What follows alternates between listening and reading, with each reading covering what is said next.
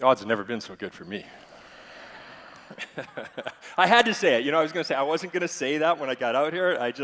Sometimes I just revert, I still got issues to work on, but I'm liking the odds. I don't believe in impossible. And the reason that I don't believe in impossible is because I have overwhelming evidence that it actually doesn't exist. I was born in rural southern Alberta. Don't have a high school. At 26, I was the head of a $3 billion organization that was the cornerstone of what we now know today as the cloud computing industry. At 32, I was at the base of the World Trade Centers wondering why I was alive and so many people weren't. At 35, I was bankrupt. I was a hopeless addict, and I was living on the streets of Vancouver's East End. At 42, I was in a loving relationship, had a daughter on the way. At 42, I was diagnosed with lymphoma cancer. At 45, I founded a company called Earthcast that endeavored to put cameras on satellites in space so that we could all see an unabridged view of the world in 1 meter video resolution. We did it. We put cameras on the International Space Station. And Deloitte & Touche called us the most exciting and important tech company in Canada. At 49, I'm in front of an esteemed audience of people who care about changing the world. That's impossible. It is beyond impossible. We have all faced and experienced impossible in our life. We all have inextricable evidence that impossible does not exist. You have done things, come through things, and overcome things that were not possible to be done. How I stumbled upon my impossible and how to overcome it was quite by luck. It wasn't necessarily good luck, but it was not luck nonetheless. When I was living on the streets of Vancouver, I had one possession left. Fittingly, that one possession was a key.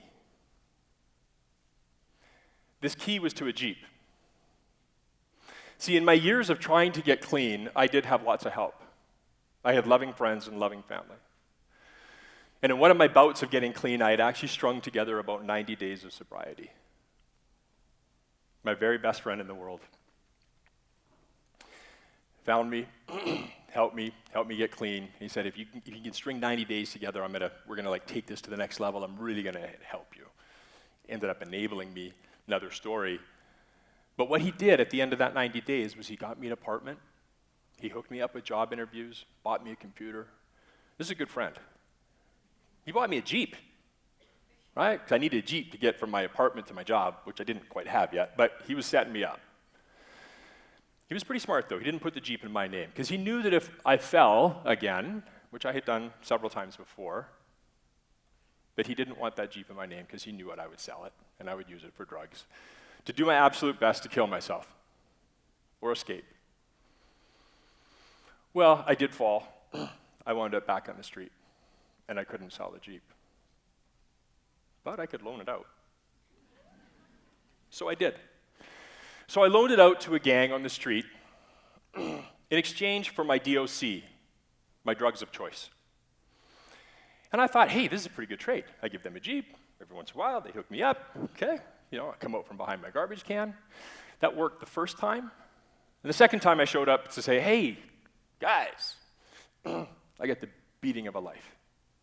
And then it became sport. And every time that any member of that gang or crew would see me, I was in for a beating.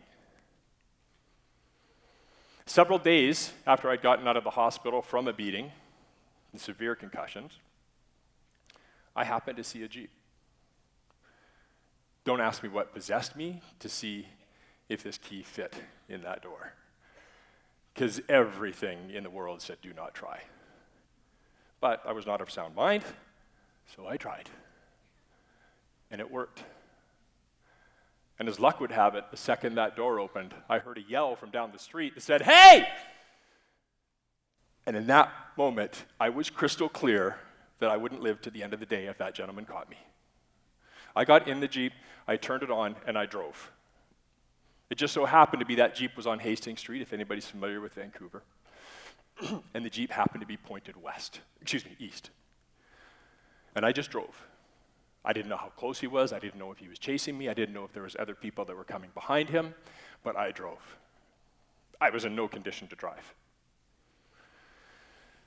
The only good thing about driving in that situation was that I had adrenaline going. And that was important, because if the adrenaline wasn't going, I would have been coming down off a high and starting to go through withdrawal. I got just outside of Vancouver. I can't tell you the place, but it was a Safeway. I pulled into the parking lot. I was shaking. I got out of the Jeep. Now you need to imagine the scenario. I had a set of clothes on that I had been wearing for probably weeks. They were cut, bloody, dirty. Goodness knows what I smelled like. Probably hadn't eaten for a couple of days. I also had no teeth on the upper part of my mouth because I had knocked them all out during different seizures and overdoses. I had no money. I was in a Jeep that I couldn't prove was mine, and I had no identification. Much less, I didn't know if somebody was about to pull into that parking lot and kill me. Impossible is being here in front of you talking today. And if I would have thought at that moment, how am I going to repair my life? How am I going to get clean? How am I going to get my family back? How am I going to get out of bankruptcy? I could not have done it.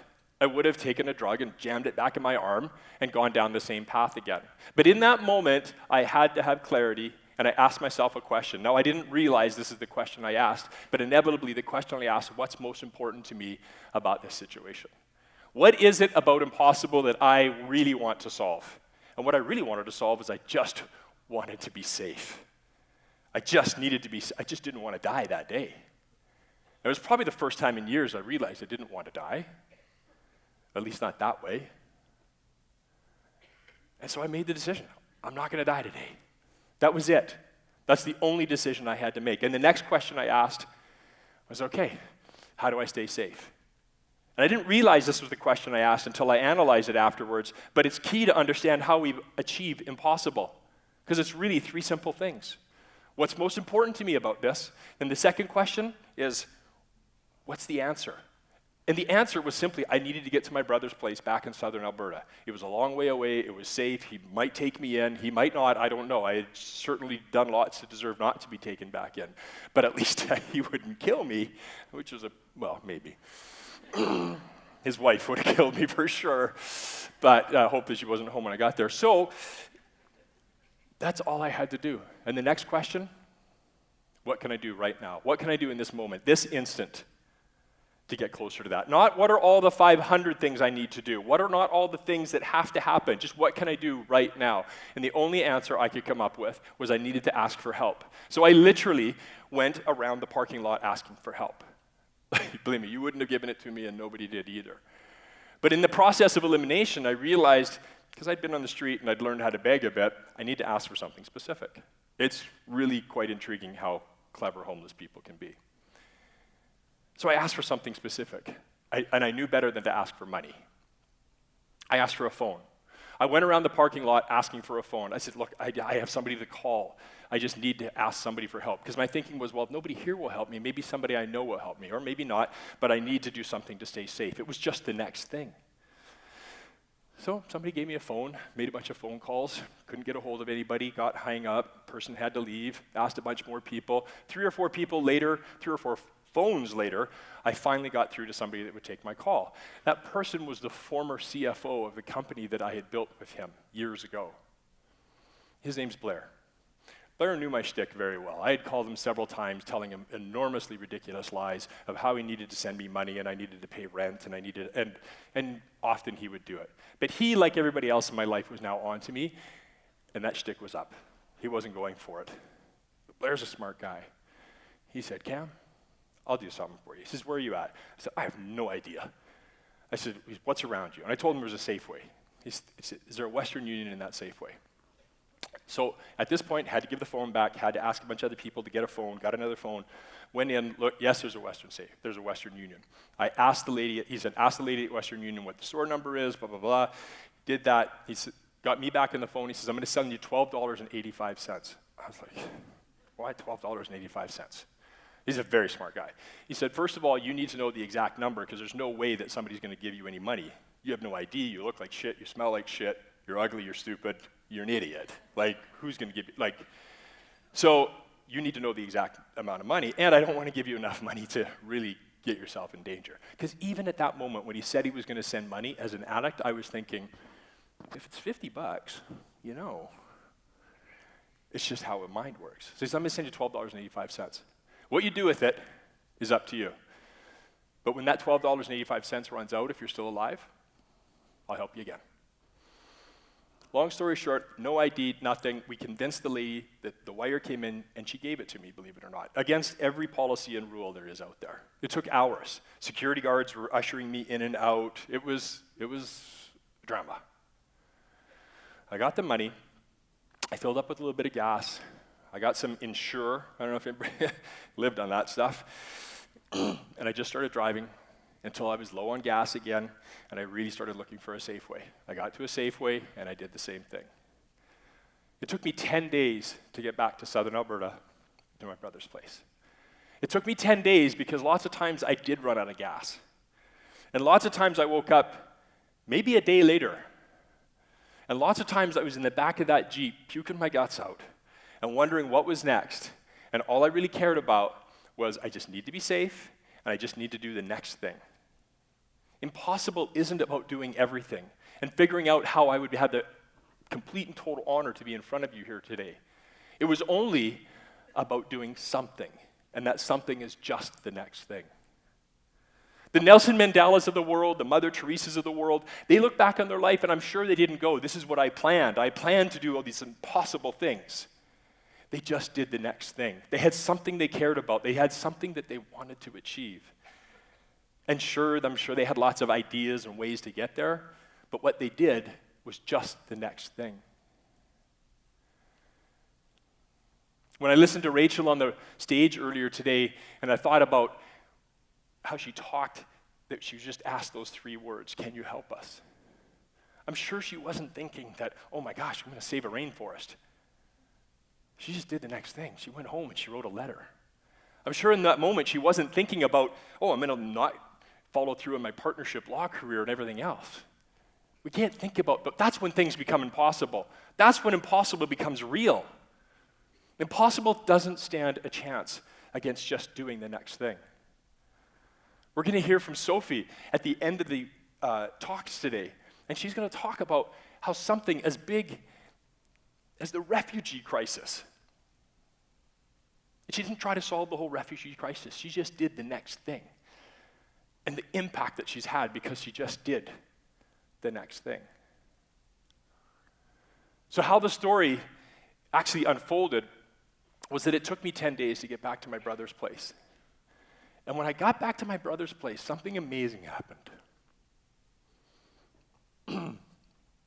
He looked at me and he said, Cam, come on in.